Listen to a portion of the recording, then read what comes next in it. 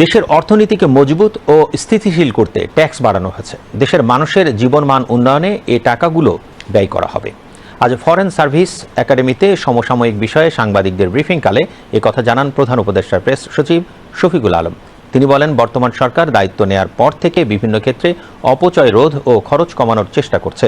সাংবাদিকদের এক প্রশ্নের জবাবে শফিকুল আলম বলেন, ভারতের সঙ্গে বাংলাদেশের সীমান্ত নিয়ে এ পর্যন্ত 4টি চুক্তি স্বাক্ষর হয়েছে।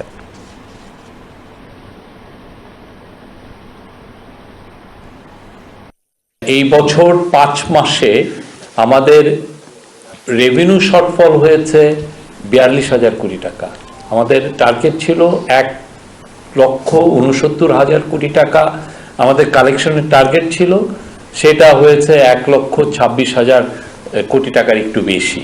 বাংলাদেশের গ্রোথের জন্য, বাংলাদেশের মানুষের ওয়েলবিং এর জন্য বাংলাদেশের ট্যাক্স জিডিপি রেশিওটা একটা জায়গায় আমাদেরকে নিতেই হবে। সেই পরিপ্রেক্ষিতেই কিছু ভ্যাট ইম্পোজ করা হয়েছে। আর একটা জিনিস হচ্ছে যে ভ্যাটের অনেক ভ্যারাইং রেট ছিল, কিছু কিছু ক্ষেত্রে 3%, কিছু কিছু ক্ষেত্রে আর একটু বেশি।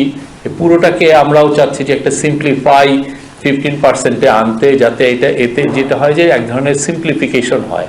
সিম্পলিফিকেশন হলে যেটা লাভ হয় সেটা হচ্ছে যে এখানে লিকেজটা কমে আসে।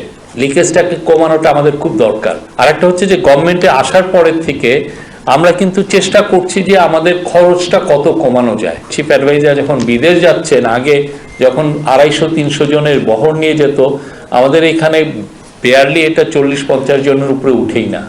এবং তাও বেশিরভাগ ক্ষেত্রে দেখা যায় যে ওনার সিকিউরিটিটা যেহেতু আমাদের দেখতে হয়, সিকিউরিটির এসপেক্টেই আমরা বেশি সংখ্যক লোক যাচ্ছেন। কিন্তু এটা আগে যেটা ছিল, এবং আগে আপনি দেখেন যে আমরা যে ইকোনমিকটা ইনহেরিট করছি, আপনি দেখেন কি কি সব জায়গায় অপচয় করা হয়েছে।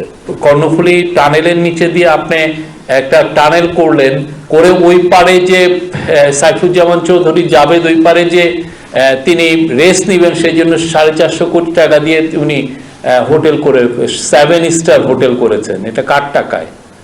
সাইফুজ্জামান চৌধুরীর তো আত্মীয় স্বজনের টাকায় না, এটা মানুষের, বাংলাদেশের মানুষের ট্যাক্সের টাকা। বাংলাদেশ ও ভারতের মধ্যকার সীমানা নির্ধারণ এবং উভয় দেশের সীমান্তরক্ষী বাহিনীর দায়িত্ব পালন সংক্রান্ত বিষয়ে বিভিন্ন সময়ে উভয় দেশের মধ্যে মোট 4টি চুক্তি স্বাক্ষরিত হয়েছে। 1. ল্যান্ড বাউন্ডারি এগ্রিমেন্ট 1974, ওটার brief and disposal of enclaves and disputed lands, এটা ব্র্যাকেটে। 2 হচ্ছে joint India Bangladesh guideline for border authorities 1975, এটাকে ব্র্যাকেটে বলে হচ্ছে border management guidelines. 3. Land boundary agreement protocol 2011, ব্র্যাকেটে হচ্ছে exchange of enclaves, disposal of disputed land. আর 4. Coordinated border management plan 2011, border patrolling, flag meeting and confidence building measures, bracket.